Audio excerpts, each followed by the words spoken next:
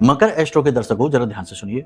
अगर अचानक से आपके साथ ऐसा हो रहा है कि कोई व्यक्ति आपके पीछे पड़ गया है और वह आपको लगातार प्रताड़ित कर रहा है, परेशान कर रहा है और आपको उससे छुटकारा का कोई मार्ग दिखाई नहीं दे रहा है, आप परेशान हैं, क्या करें, कैसे छुटकारा इससे प्राप्त हो, जीवन ही इसने हराम कर दिया, सुकून सारा चैन बर्बाद कर दिया। तो अब ऐसी स्थिति क्यों बनती है जीवन में? ध्यान से सुनिए। कई बार जन्म पत्री में ऐसी स्थितियां बनती हैं कि कोई एक आपका पिछले जन्म का कोई कर्म बंधन से बंधा हुआ जीव आपका शत्रु बनकर इस जन्म में आपके पीछे लग जाता है। यानी कि उसका कोई ऋण है जो आपको चुकाना है। समझ रहे हैं आप हमारी बात को? कार्मिक पैटर्न है यह।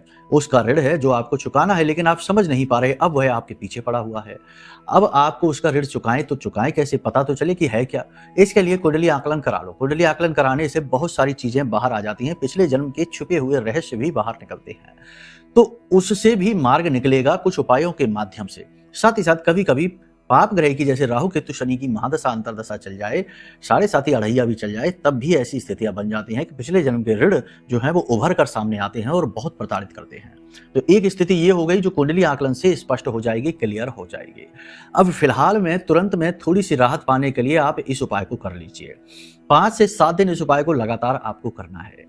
क्या करना है कि आपको एक तेज पत्ता लेना है, साबुत तेज पत्ता, और उस तेज पत्ते पर काजल से आपको उस व्यक्ति का नाम लिख देना है जो आपको बहुत परेशान कर रहा है।